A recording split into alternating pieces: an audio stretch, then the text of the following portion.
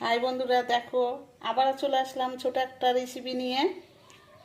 তো কি রেসিপি নিয়ে তোমাদেরকে বলছি।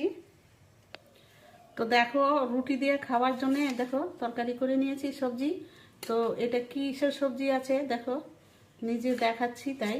এটা দেখো মানে চানার তরকারি। চানা বলতে কি বলো, সাদা ছোলাটা, সাদা ছোলাটার তরকারি করে নিয়েছি দেখো। তো এখন বিকাল 4:30 বাজে, তো আমাকে ডিউটি চলে যেতে হবে। তো আজকে আমার ছোট ছোট ছেলে মানে ছোট ছেলে যেখানে থাকে সপ্তাহে ছুটির সময় আসে, তো আজকে আসবে। তা আজকে, কালকে ব্যাংক বন্ধ, আজকে আসবে। তো দেখো, এই দেখো, এইভাবে রুটি দিয়ে খেতে কিন্তু অসাধারণ লাগে, তোমরা একবার খেয়ে দেখবা।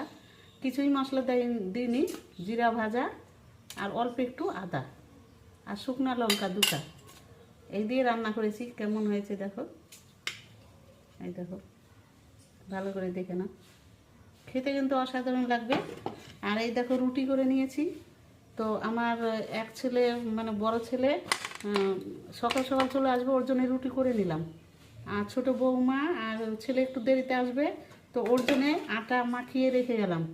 তো ও রুটি ওরা গরম করে খাবে। আর বড় বৌমা বাড়ি নেই, বাবার বাড়ি গেছে যেহেতু, তো ওর জন্যে, বড় ছেলের জন্য রুটি টুটি বানিয়ে থুয়ে গেলাম, ও খেয়ে নেবে।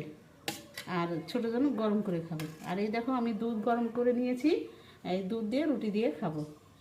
তো আজ ছিল এই দেখানোর। তো সবাই ভালো থাকো, সুস্থ থাকো।